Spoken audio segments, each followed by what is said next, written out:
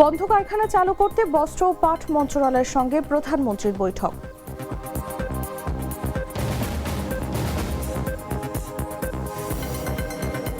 এপ্রিলে রপ্তানি আয় বেড়েছে ৩২.৯২%। উল্লম্ফন টেকসই না সাময়িক তা নিয়ে প্রশ্ন। ফ্লোরিডায় হত্যাকাণ্ডের শিকার লিমনের মরদেহ দেশে পৌঁছেছে।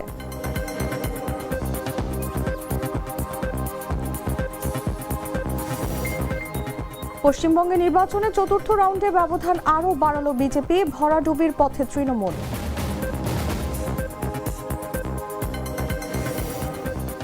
এবং ক্লাব ইতিহাসের ২১তম লিগ শিরোপা জয় ইন্টারের।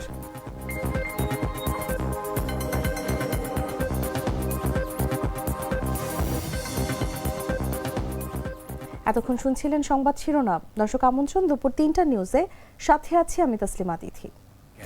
কররা কফি কঠিন স্বাদে হাইকে বলো বাই। চলে যাচ্ছি পুরো খবরে। বস্ত্র ও পাট মন্ত্রণালয়ের আওতাধীন বন্ধ কলকারখানা চালু করার বিষয়ে মন্ত্রণালয় ও সংশ্লিষ্টদের সঙ্গে বৈঠক করেছেন প্রধানমন্ত্রী তারেক রহমান। সোমবার সকালে বাংলাদেশ সচিবালয়ের মন্ত্রিপরিষদ বিভাগে প্রধানমন্ত্রীর দফতরে এই বৈঠক অনুষ্ঠিত হয়।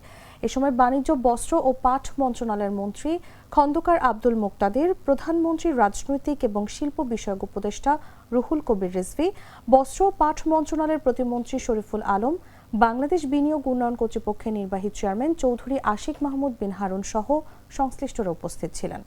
এর আগে আন্তর্জাতিক শ্রমিক দিবস উপলক্ষে বাংলাদেশ জাতীয়তাবাদী শ্রমিক দল আয়োজিত এক সমাবেশে প্রধানমন্ত্রী বলেছেন, দেশে বন্ধ হয়ে যাওয়া কলকারখানা ফের চালু করার উদ্যোগ নিয়েছে সরকার। এ সপ্তাহে এই সংক্রান্ত একটি মিটিং আছে বলেও জানান তিনি।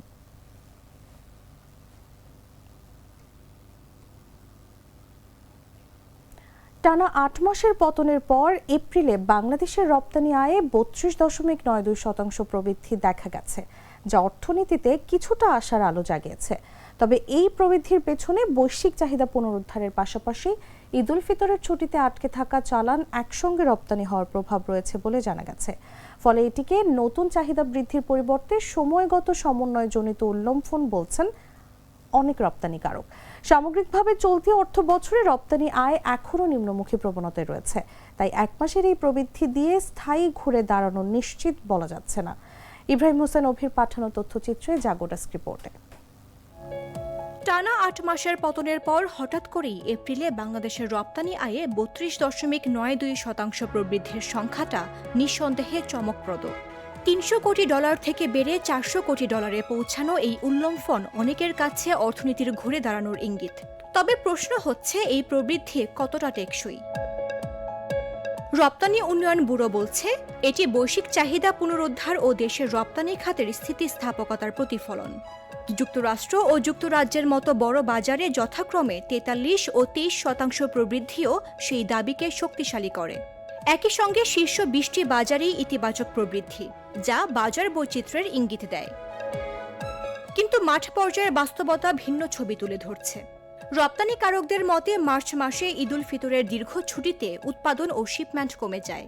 ফলে জমে থাকা চালান এপ্রিল মাসে একসঙ্গে নিষ্পত্তি হওয়ায় এই অস্বাভাবিক প্রবৃদ্ধি দেখা গেছে। অর্থাৎ এটি নতুন অর্ডার বা চাহিদা বৃদ্ধির ফল নয়, বরং সময়গত সমন্বয়। এই যুক্তিকে শক্তিশালী করে সামগ্রিক পরিসংখ্যানও। চলতি অর্থ বছরে জুলাই এপ্রিল সময়ে মোট রপ্তানি আয় কমেছে প্রায় 2%। তৈরি পোশাক খাতেও 10 মাসে আয় কমেছে 2.82%। অর্থাৎ এক মাসের উল্লম্ফন দীর্ঘমেয়াদী প্রবণতা বদলে দেয়। বিশেষজ্ঞরাও সতর্ক। তাদের মতে, প্রকৃত প্রবৃদ্ধি নির্ধারণে স্বাভাবিক সময়ের ধারাবাহিক তথ্য জরুরি। সাময়িক ধাক্কা বা ছুটির প্রভাব বাদ দিয়ে ট্রেন্ড বিশ্লেষণ না করলে ভুল সিদ্ধান্তের ঝুঁকি থাকে। সব মিলিয়ে এপ্রিলের রপ্তানি প্রবৃদ্ধি নিঃসন্দেহে ইতিবাচক সংকেত দিলেও এটিকে স্থায়ী পুনরুদ্ধার বলা এখনই তাড়াহুড়া হবে। আগামী কয়েক মাসের ধারাবাহিক পারফরম্যান্সই বলে দেবে বাংলাদেশের রপ্তানি খাত সত্যিই ঘুরে দাঁড়াচ্ছে, নাকি এটি ছিল কেবলই এক মাসের রিবাউন্ড। মামদুহা রাইসা, জাগো নিউজ। টানা ৮ মাসের পতনের ধারা ভেঙে এপ্রিলে দেশের রপ্তানি আয়ে ৩২.৯২% প্রবৃদ্ধি দেখা গেছে। $৩০০ কোটি থেকে বেড়ে তা দাঁড়িয়েছে $৪০০ কোটি। তবে এই উল্লম্ফন কতটা টেকসই নাকি সাময়িক, তা নিয়েই তৈরি হয়েছে বিতর্ক। এই প্রেক্ষাপটে বিষয়টি বিশ্লেষণ করতে আমাদের সঙ্গে স্টুডিওতে উপস্থিত আছেন জাগো নিউজের চিফ রিপোর্টার ইব্রাহিম হোসাইন অভি। সরাসরি যাচ্ছি তার কাছে। অভি ভাই, স্বাগত আপনাকে। জি, ধন্যবাদ আপনাকে। যেমনটা আমি বলছিলাম যে এপ্রিল মাসের এই যে 32% যেই বেশি রপ্তানি প্রবৃদ্ধি, এটিকে আমরা আসলে কি প্রকৃত ঘুরে দাঁড়ানো বলবো নাকি এটি সাময়িক রিবাউন্ড? যে কোনো জিনিসের যদি স্থায়িত্ব বা টেকসই নিয়ে আমরা বলতে চাই, সেটা হলো একটা ধারাবাহিক ইতিহাস দেখতে হয়, বা ধারাবাহিকতা যদি না থাকে তাহলে এটা নিয়ে আসলে মন্তব্য করা কঠিন হয়ে পড়ে। আপনি যদি দেখেন চলতি অর্থ বছর 2025-26 যেটা শুরু হয়েছিল, তখন জুলাইতে বেশ ভালো একটা সিঙ্গেল মান্থ, যেটা সেখানে ভালো একটা প্রবৃদ্ধি নিয়ে শুরু হয়েছিল। তো জুলাইয়ের পর থেকে শুরু করে একদম ধারাবাহিকভাবে পতনের ধারায় ছিল। কখনোই বাকি 8 মাসে সে পজিটিভ বা ইতিবাচক গ্রোথ দেখেনি। তো হঠাৎ করে এসে এপ্রিলে এখন যদি দেখা যায় যে 32, প্রায় 33ই বলা যায়, 33% গ্রোথ। তো এটা স্বাভাবিকভাবেই মানুষের একটা কোয়েশ্চেন যে এত বড় কেন? এটা যদি 2%, 5% যদি হইতো তাহলে একটা লেভেল থাকে, কিন্তু 33% গ্রোথ, এটা স্বাভাবিকভাবেই একটা মানুষের মধ্যে মানে এক ধরনের প্রশ্ন তৈরি করেছে। তো সেখানে আমরা যদি দেখি যে বিশ্লেষণ করলে যেটা দেখা যাচ্ছে যে অর্থনৈতিক যে ইন্ডিকেটরগুলো থাকে সারা বিশ্বের, কারণ রপ্তানিটা টোটালি আসলে বৈশ্বিক অর্থনীতির উপরে নির্ভরশীল। সেখানে বৈশ্বিক অর্থনীতি কিংবা বাংলাদেশের অর্থনীতিতে এমন কোনো ঘটনা ঘটেনি যেটা হলে হঠাৎ করে একটা উলম্ফন দেখা যাবে রপ্তানিতে। আপনি জানেন যে রাশিয়া ইউক্রেনের যুদ্ধের পরে ইরান ইসরায়েলের যে যুদ্ধ, তার একটা বড় প্রভাব পড়ছে সারা বিশ্বে রপ্তানি এবং সাপ্লাই চেনে। তো ফলে এখানে তেমন কোনো ডেভেলপমেন্ট দেখতেছি না। হ্যাঁ, বাংলাদেশের ক্ষেত্রে ডেভেলপমেন্ট ছোট একটা হয়েছে, কিন্তু সেটা আসলে কতটা ইম্প্যাক্ট ফেলেছে সেটা দেখার বিষয়। বাংলাদেশের 24 সালের যে গণ অভ্যুত্থান হলো, 24 সালের গণ অভ্যুত্থানের পথে 17 থেকে 18 মাস অন্তর্বর্তীকালীন সরকার ছিল। তারা যেভাবে দেশ চালিয়েছিলেন, সেই সময় বিজনেস কনফিডেন্স আসলে সে কি ছিল, এবং নতুন বিনিয়োগ বা বিদেশিরা যারা আমাদের এখানে রপ্তানি আদেশ দেন ইম্পোর্ট করার জন্য, সেটাও একটা বা স্থবির অবস্থার মধ্যে দিয়ে গেছে। তো অবশেষে যেটা হলো যে 26 সালে এসে একটা নির্বাচন হয়েছে। তো নির্বাচন হওয়ার পরে যেটা মোরালেস মানুষ হ্যাপি, ভোট দিয়েছে, একটা সরকার গঠন করেছে, একটা বিরোধী দল হয়েছে, কিন্তু it's too early two comment, because মাত্র 2 মাস মতো হয়েছে যে এই সরকার ক্ষমতায় বসছেন, এবং তারা তাদের যে পলিসি গাইডলাইনগুলো দিবেন ব্যবসায়ীদের, সেইটা আসলে কতটা দেশি এবং বিদেশি বিনিয়োগকারীদের বা যারা আমাদের অংশীজন রয়েছেন ব্যবসা বাণিজ্যের ক্ষেত্রে, অর্থাৎ যাদের কাছ থেকে আমরা পণ্য আমদানি করি আবার যাদের কাছে আমরা রপ্তানি করি, তারা কিন্তু পরিস্থিতি অবজার্ভ করছে যে আসলে এই যে নতুন সরকারটা আসলো, তারা কতটুকু পলিসি দিবে, যেই পলিসিটা আসলে কতটা এনভায়রনমেন্টটাকে ইমপ্রুভ করবে, সেটা কি কনফিডেন্স বা রিকগনিশন দেওয়ার মতো স্টেজে কিনা, এই সব বিষয়গুলো আসলে এখনো অবজার্ভিং মুডে আছে। মানুষ দেখছে, ভাবছে, পর্যবেক্ষণ করছে। তো হঠাৎ করে যে বেড়ে গেল, সেটার ব্যাখ্যা আমাদের যে অ্যানালিসিস এবং ফ্যাক্টরি ওনার বা ইকোনমিস্টরা যেটা বলছেন, যেটা হলো যে স্বাভাবিকভাবেই আমাদের যে দুটো ফেস্টিভ থাকে, একটা হলো ঈদ উল ফিতর, ঈদ উল আজহা, এই সময়টাতে আসলে আমাদের ফ্যাক্টরিগুলোতে বড় একটা বন্ধ থাকে। এটা গার্মেন্টস শিল্পের ক্ষেত্রে সবসময় বড় থাকে, কারণ হলো এরা আসলে অন্যান্য সময় ছোট ছুটি পায় বা লিমিটেড, এবং এই যে লং ছুটিটা, এটার কারণে কিন্তু আসলে প্রোডাকশন এবং শিপমেন্ট দুইটাতেই প্রভাব পড়ে। তো সেখানে আমরা দেখেছি যে প্রায় 10 দিনের মতো বন্ধ ছিল। জি, আমি এই প্রশ্নটি আসলে করতাম। রপ্তানিকারকরা কিন্তু বলছেন যে মার্চে একটা দীর্ঘ ছুটি ছিল, এটির কারণেই আসলে মার্চে যে জমে থাকা চালানগুলো ছিল সেগুলো এপ্রিলে এসে হচ্ছে নিষ্পত্তি হয়েছে, এই কারণেই প্রবৃদ্ধি। এইটা একটা বড় কারণ এখানে, যেটা হলো যে আপনার সেই যে জিনিসগুলো আটকা পড়া ঠিক না, মানে হয়তো কোনো কারণে 1 সপ্তাহ পিছিয়ে গেছে, 1 সপ্তাহ আগিয়ে গেছে, এরকম হয়েছে। তো এই যে ব্যাকলগ তৈরি হওয়া বা যেটা একটু দেরিতে শিপমেন্ট হয়েছে, সেইটার প্রভাবটা আসলে এখানে পড়েছে, ফলে এই একটা উলম্ফন হয়েছে। কিন্তু এই উল্লম্ফনটা আসলে যদি আমাদেরকে সাস্টেন করবে কি করবে না, এটা নিয়ে অর্থনীতিবিদ বলেন এবং ব্যবসায়ী বলেন, তারা তাদের প্রশ্ন হচ্ছে আসলে 1 মাসের একটা অস্বাভাবিক প্রবৃদ্ধি নিয়ে আসলে কখনোই এটা বলা যায় না যে এই ধারাটা অব্যাহত থাকবে। ইভেন যদি আমরা আবার এই যে এপ্রিলটা চলে গেল, এরপরে আসবে ধরেন হলো মে মাসের শেষেও কিন্তু দেখবেন যে আপনি এসে একটা কোরবানির ঈদের একটা ছুটি থাকবে সেই ক্ষেত্রে, এবং একটা সংখ্যা থেকেই যায়। যারা রপ্তানিকারক রয়েছেন, অর্থনীতিবিদ রয়েছেন, তারা সামগ্রিক যে ইকোনমিক স্ট্যাটাস এখন যেই ধরনের পরিস্থিতি সারা বিশ্বে বিরাজ করছে, যুক্তরাষ্ট্র, যুক্তরাজ্য, ইউরোপীয় ইউনিয়নভুক্ত দেশগুলো সবখানেই আসলে ইরান ইসরায়েল যুদ্ধের একটা প্রভাব রয়েছে। কারণ হলো প্রোডাকশন যে আমাদের ক্যাপাসিটি সেইটা পূর্ণাঙ্গ রূপে কিন্তু আমরা ব্যবহার করতে পারছি না, বিকজ জ্বালানি সংকট এটার একটা প্রভাব রেখেছে। আবার যেই ফিনিশড গুডটা আমরা এক্সপোর্ট করব, শিপ করার ক্ষেত্রে, সেখানেও যুদ্ধের প্রভাব বা ভয়ের কারণে অনেক সময় কিছু শিপমেন্ট ডিলে করেছে, অন হোল্ড রেখেছে, দেখি পরিস্থিতি কোন দিকে যায়। তো সবকিছু মিলে এই যে পরিস্থিতি, এটা আসলে একটা ব্যবসায়ীদের মধ্যে গত কয়েক মাসের যে ধারাবাহিক পতন, সেইটা এই মাসটাকে যে দিছে সেটা তাদের কোনো ধরনের কনফিডেন্স গ্রো করেনি, বরং তারা শঙ্কা করছেন যে সামগ্রিকভাবে পুরো অর্থ বছর 2024-25-26 যে অর্থ বছর, যেটা জুনের 31 তারিখে জুনে শেষ হবে, সেইটা তারা নেগেটিভ হবে এরকম একটা সংখ্যা তাদের ভিতরে দেখা দিয়েছে। এটার মধ্যে যেমন আমাদের লাস্ট মান্থ যেটা, সেই মান্থে এসে হয়তো কিছুটা আবার বেটার হতে পারে, কিন্তু সামগ্রিকভাবে এটা হবে না। ইভেন যদি আমাদের যে বর্তমান সিচুয়েশন এবং দেশের সামগ্রিক অবস্থা সবকিছু বিবেচনায় আমরা কিছুটা ফোরকাস্টিং মেসেজ দিতে পারি বা বলা যেতে পারে যে ইভেন আগামী অর্থ বছর যেটা 26-27, সেইটার প্রথম কোয়ার্টারও হয়তো নেগেটিভ থাকতে পারে। কারণ বিজনেস কনফিডেন্স যেগুলো দেয় সাম্প্রতিক সময়ে policy exchange Bangladesh, metropolitan chamber, তারপরে সিপিডি, এরা বিভিন্ন ধরনের ফোরকাস্টিং মেসেজ দিয়েছে যে আসলে ইকোনমি কোন দিকে যাচ্ছে। সেই সব ইন্ডিকেটর বিবেচনায় একটা সংখ্যা তো আছেই নেতিবাচক গ্রোথের 2026 অর্থ বছরে, আর সামনে ঘুরে দাঁড়ানোর জন্য আমাদেরকে একটা সময় লাগবে বলে মনে হচ্ছে। জি, একদমই। এক্ষেত্রে যদি একটু জানতে চাই যে ইপিবি বলছে যে বৈশ্বিক চাহিদা বাড়ছে, কিন্তু যারা উদ্যোক্তা আছেন তারা বলছেন যে নতুন অর্ডার বাড়েনি।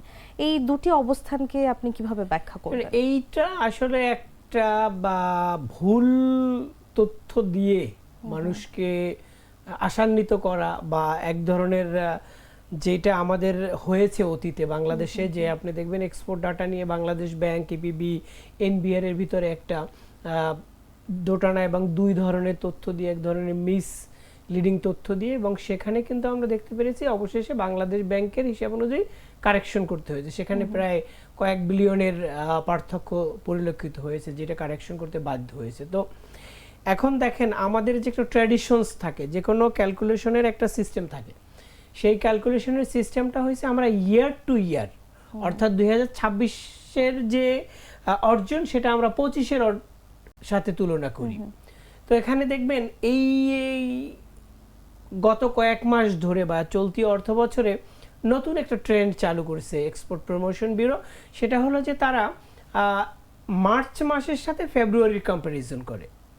এই ধরনের কম্প্যারিজন আমরা অতীতে দেখি নাই। আমি 2013 সাল থেকে আজ পর্যন্ত এক্সপোর্ট ডাটা নিয়ে অ্যানালাইসিস করি, রিপোর্ট করি, দেখি এটা নিয়ে, কিন্তু এই ট্রেন্ডটা ছিল না। এখন এরা এটাকে পজিটিভ দেখানোর জন্য কিছু কিছু ব্যাখ্যা দেয় যেটা আসলে তথ্যভিত্তিক না, আবার সেটা real reflection of the scenario ফুটে ওঠে না।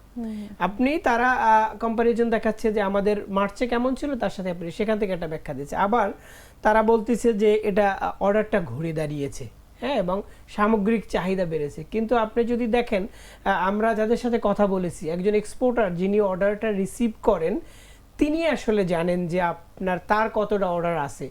আর এটা কিন্তু জাস্ট 1 মাসে কেন বলা সম্ভব নয়, সেটার একটা ব্যাখ্যা আছে, যে একটা এক্সপোর্ট অর্ডার নেগোসিয়েশন থেকে শুরু করে এক্সিকিউশনে মোরালেস 3 মান্থ পর্যন্ত সময় লেগে যায়, যদি unless it is a small amount. তাছাড়া 2.5 মাস 3 মাস সময় লাগে। তো আপনি কি করে বললেন যে এপ্রিলের রপ্তানিটা একটু ভালো দেখে যে ঘুরে দাঁড়িয়েছে এবং চাহিদা বেড়েছে? This is not a proper calculation বা প্রপার ফোরকাস্টিং মেসেজ। ইউএস এর যে ডাটা রয়েছে, আমরা যেটা ওটেক্সা থেকে দেখি, সেখানে কিন্তু আমাদের নেগেটিভ গ্রোথ রয়েছে। জি। হ্যাঁ, তো আমাদের সামগ্রিক যে ডাটাটা সেটা অ্যানালাইসিস করতে একটু টাইম বাউন্ড বিষয় থাকে। সাথে সাথেই আমরা যেরকম মাসেরটা মাসে দিয়ে দিতে পারি, ওরা কিন্তু একটু করে দেরিতে আসে। সেখানে আমি গত মাসের ডাটা দেখেছি, সেম অবস্থা। সো এই যে যিনি আসলে সত্যিকার অর্থে কাজটা করছেন, তিনি বলছেন যে তার অর্ডার বা তার কোনো কাজের আদেশ প্রাইস কোনোটাই বাড়ে নাই। কিন্তু কি করে তাহলে আসলে যিনি ফ্যাক্টরির সাথে জড়িত না, তিনি কিভাবে বলতেছেন? Export promotion bureau actually dealing with the ডেটাস collected from NBR and Bangladesh bank যৌথভাবে, যে সেটা নিয়ে এসে দেখতেছেন। সে শুধু রিসিভ অ্যামাউন্টটা নিয়ে কথা বলতেছে। তার কাছে কিন্তু সে কিন্তু উল্লেখও করে নাই যে আমি 10টা ফ্যাক্টরি থেকে ডেটা নিয়েছি, ডেটা নিয়ে দেখেছি যে প্রত্যেকটা ফ্যাক্টরি ওনার আমাকে বলেছে যে গত মাসে আমার যে অর্ডারের ট্রেন্ড ছিল সেটা এই মাসে ট্রেন্ডটা বেড়েছে। সুতরাং এই যে একটা কনফ্লিক্টিং, গভর্নমেন্টের কাজ বা গভর্নমেন্ট অর্গানাইজেশনের কাজ কিন্তু এরকম না যে আপনাকে ব্যবসা করতে হবে, ব্যবসাকে বাড়িয়ে দেখাতে হবে অথবা কমিয়ে দেখাতে হবে। This is not the business of government or any government organisation. The government organisation should facilitate, এবং সে প্রকৃত চিত্রটা তুলে ধরবে। সে যদি কনফিউজিং ডাটা দিয়ে একটা তথ্য দেয়, এইটা আসলে আমাদের কম্পিটিটিং কান্ট্রি, আমাদের যারা ট্রেড পার্টনার, তাদের ভিতরে এক ধরনের কনফিউশন তৈরি করতে পারে এবং এটার একটা ভুল মেসেজ যেতে পারে। সো আমি মনে করব যে যখনই এক্সপোর্ট প্রমোশন ব্যুরো অথবা ব্যুরো অফ স্ট্যাটিস্টিক কিংবা এনবিআর তারা তাদের রিসিভার এন্ড থেকে যেই ডাটাটা পান, they should comment on that issue. If they want to comment on other issues like order trend, price, they should collect the data and show it properly.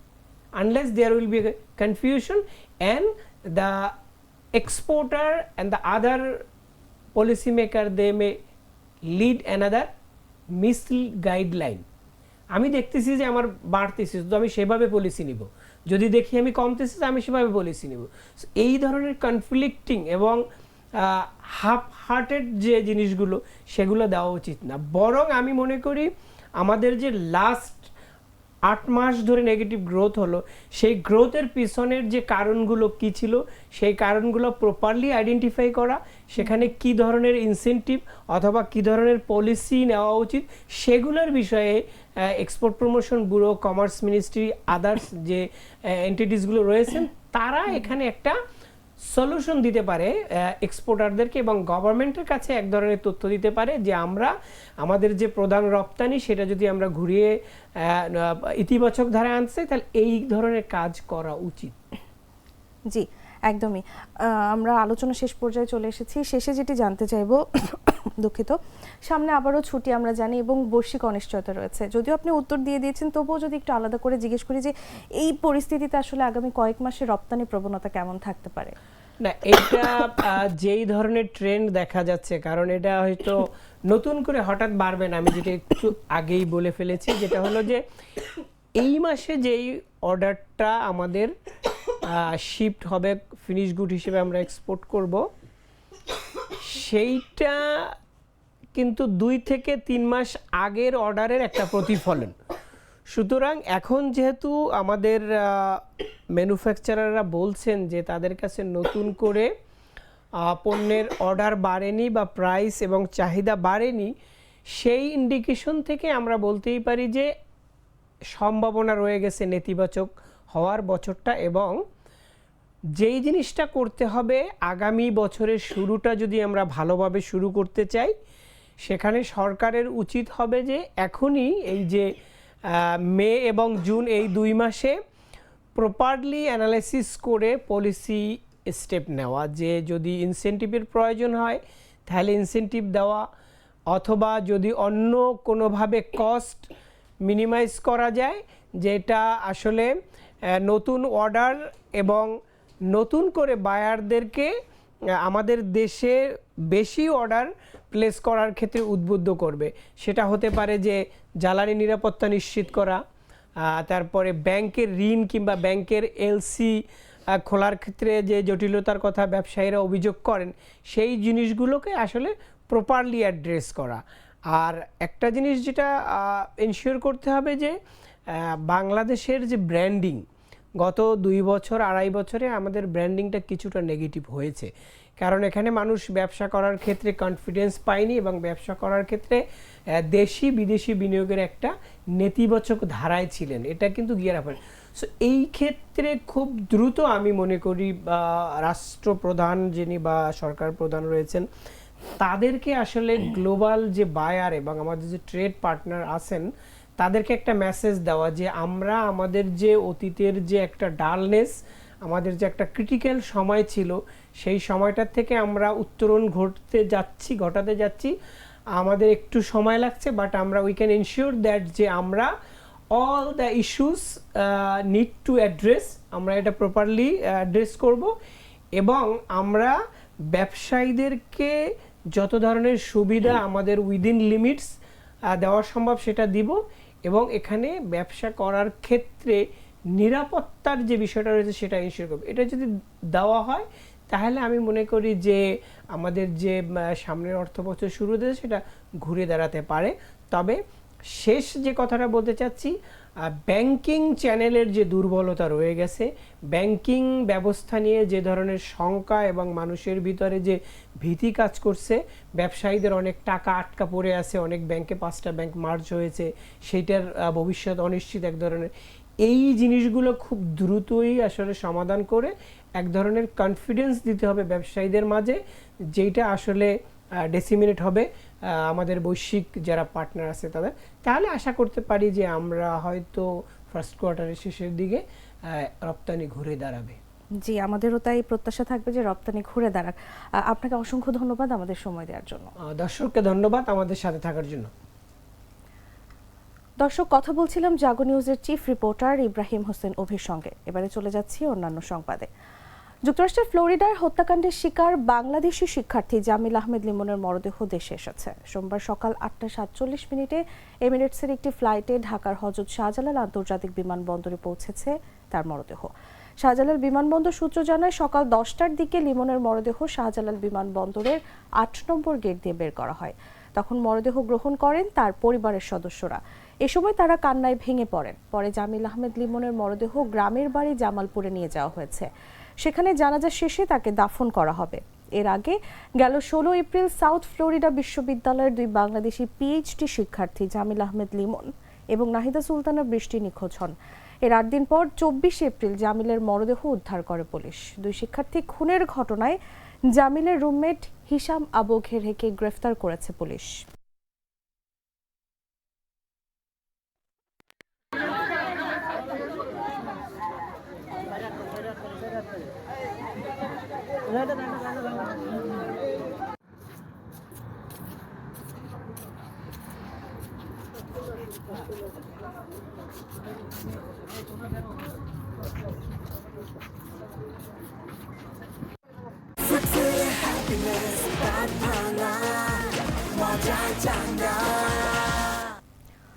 প্রকৃতির ছন্দে যেন বদলে যাচ্ছে দ্রুত আকাশ, বৃষ্টি আর নদীর আচরণে মিলছে অস্বাভাবিকতার ইঙ্গিত। এর মধ্যে প্রশান্ত মহাসাগরের শক্তি সঞ্চয় করছে সুপার এল নিনো, আর তার সঙ্গে তীব্র বৈশ্বিক উষ্ণায়নের প্রভাব মিলে 2026 সালে বিশ্বজুড়ে আবহাওয়া পরিস্থিতি নিতে যাচ্ছে এক উদ্বেগজনক মোড়। আন্তর্জাতিক আবহাওয়া সংস্থাগুলোর মডেল বিশ্লেষণ করে দেখা গেছে 2026 সালে বিশ্বের প্রধান 3টি মহাদেশে বন্যার প্রকোপ সবচেয়ে বেশি হবে এবং এই ঝুঁকিতে আছে বাংলাদেশও। বিস্তারিত জাগো ডেস্ক রিপোর্টে। একদিকে প্রশান্ত মহাসাগরে দানা বাঁধছে শক্তিশালী সুপার এল নিনো, অন্যদিকে বৈশ্বিক উষ্ণায়নের প্রভাবে পাল্টে যাচ্ছে বৃষ্টির ধরন। সব মিলিয়ে 2026 সালে বিরূপ আবহাওয়ার এক রুদ্র মূর্তি দেখতে যাচ্ছে বিশ্ব। আবহাওয়া বিজ্ঞানীদের আশঙ্কা, এবছর এশিয়া থেকে শুরু করে আফ্রিকা এবং আমেরিকা মহাদেশের বড় একটি অংশ ভাসতে পারে নজিরবিহীন বন্যায়।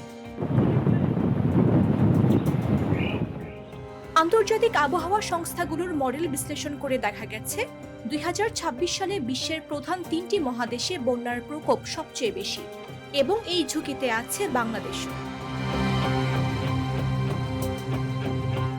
দেশের মধ্যে এবং সীমান্তবর্তী এলাকায় ভারী বৃষ্টিতে এরই মধ্যে বন্যা পরিস্থিতি সৃষ্টি হয়েছে বিভিন্ন জেলায়।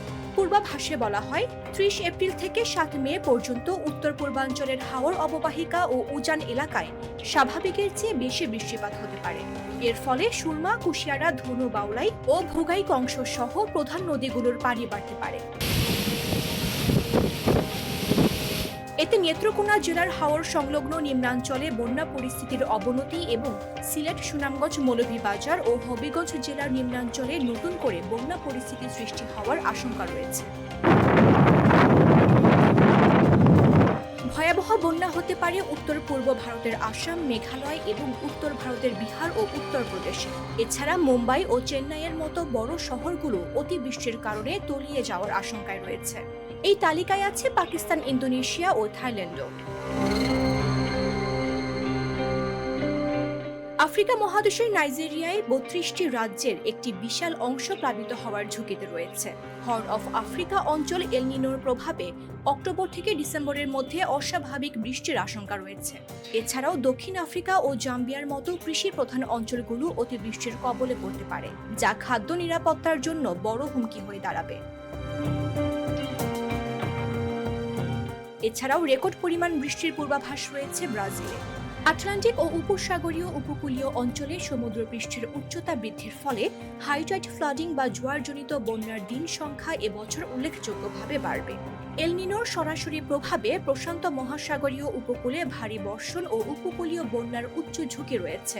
তালিকা থেকে বাদ পড়ছে না যুক্তরাজ্য, নেদারল্যান্ডস, জার্মানি ও বেলজিয়াম। এই ভয়াবহ পরিস্থিতির জন্য সুপার এল নিনো, আর্দ্র বায়ুমণ্ডল ও পরিকল্পনাহীন নগরায়ন এই ৩টি কারণকে দায়ী করছেন বিশেষজ্ঞরা। সময় মতো প্রস্তুতি না নিতে পারলে এই বন্যার ক্ষয়ক্ষতি কাটিয়ে ওঠা অনেক দেশের জন্যই কঠিন হয়ে পড়বে বলে মত তাদের। মামদুহা রাইসা, জাগো নিউজ। রাজধানী মোহাম্মদপুরের শ্যামলী হাউজিং এলাকার আলোচিত ও তালিকাভুক্ত সন্ত্রাসী ও কিশোর গ্যাং ভাইস্তা বিল্লাল গ্রুপের নেতা বিল্লাল হোসেন ওরফে ভাইস্তা বিল্লালকে গ্রেফতার করেছে আদাবর থানা পুলিশ। সোমবার তেজগাঁও বিভাগের এডিসি জুয়েল রানা বলেন, গত রাত ২টায় শ্যামলী হাউজিং এলাকার ৩ নম্বর রোড থেকে আলোচিত তালিকাভুক্ত সন্ত্রাসী এবং কিশোর গ্যাং ভাইস্তা বিল্লাল গ্রুপের নেতা বিল্লাল হোসেন ওরফে ভাইস্তা বিল্লালকে আদাবর থানা পুলিশ গ্রেফতার করেছে। তিনি বলেন, গ্রেফতার আসামির নামে মোট 12টি মামলা রয়েছে এবং তার নামে মোহাম্মদপুর ও আদাবরে 5টি মামলায় ওয়ারেন্ট রয়েছে। তার নেতৃত্বে আদাবরে 8 থেকে 10 জনের একটি কিশোর গ্যাং গ্রুপ ছিনতাই, মাদক, চাঁদাবাজি ও দখল বাণিজ্য করে থাকে।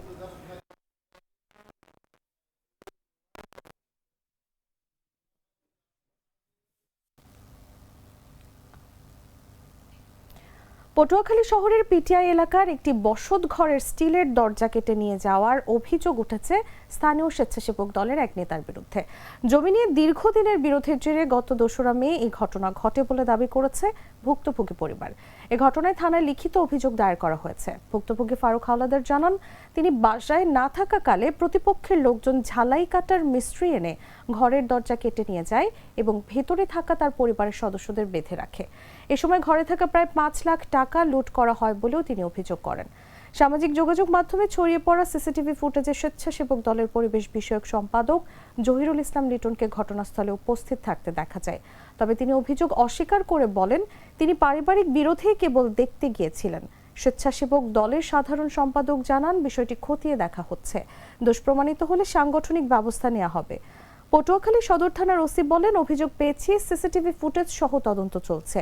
পুলিশ জানিয়েছে, ঘটনাটি গুরুত্ব সহকারে তদন্ত করা হচ্ছে এবং প্রয়োজনীয় আইনগত ব্যবস্থা নেওয়া হবে।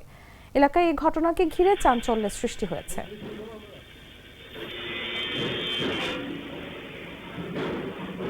রোজকার সাধারণ খাবার এখন হবে অসাধারণ। প্রাণ স্বাদের মশলা, স্বাদ বাড়ায়, ঘ্রাণ ছড়ায়।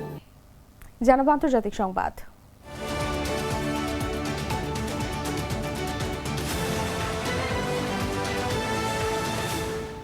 পশ্চিমবঙ্গে ৪র্থ রাউন্ড ভোট গণনা শেষে বিশাল ব্যবধানে এগিয়ে রয়েছে ভারতীয় জনতা পার্টি। শেষ খবর পাওয়া পর্যন্ত দলটি ১৭০ আসনে এগিয়ে রয়েছে।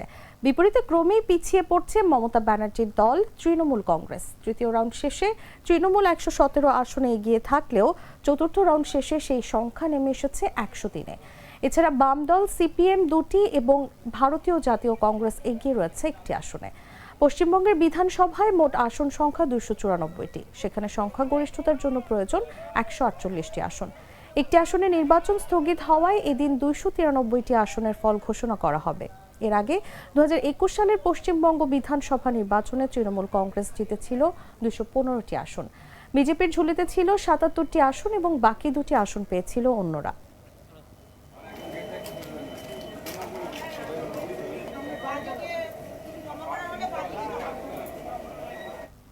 সংবাদ শেষ করব খেলার খবর জানিয়ে।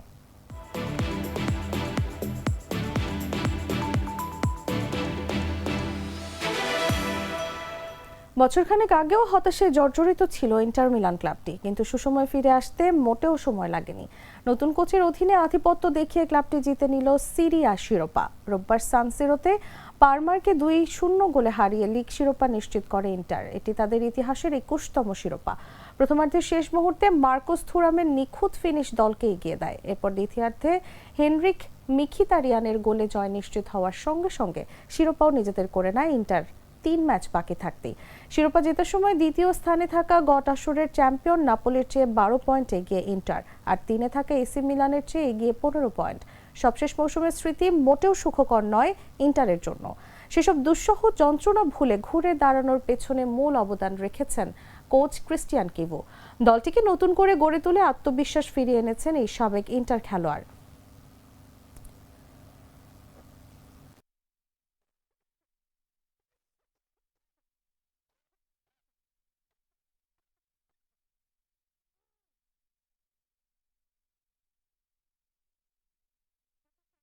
আগে শিরোনামগুলো জানিয়ে দিচ্ছি আরো একবার।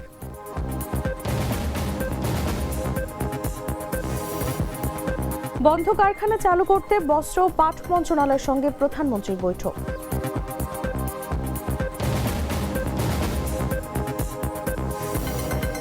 এপ্রিলে রপ্তানি আয় বেড়েছে 32.92%। উল্লম্ফন টেকসই না সাময়িক তা নিয়ে প্রশ্ন।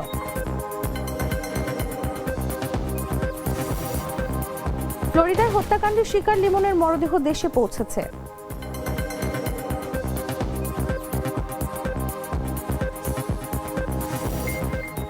পশ্চিমবঙ্গে নির্বাচনের চতুর্থ রাউন্ডে ব্যবধান আরও বাড়ালো বিজেপি, ভরাডুবির পথে তৃণমূল।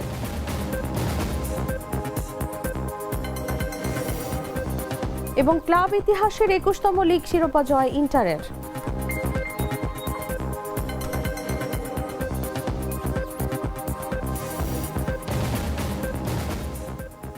দর্শক, এই ছিল এখনকার মতো। এরপর দেখবেন বিকেল 5টার দেশ জুড়ে সংবাদ। প্রতি মুহূর্তে সর্বশেষ খবর জানতে ভিজিট করুন jagonews24.com।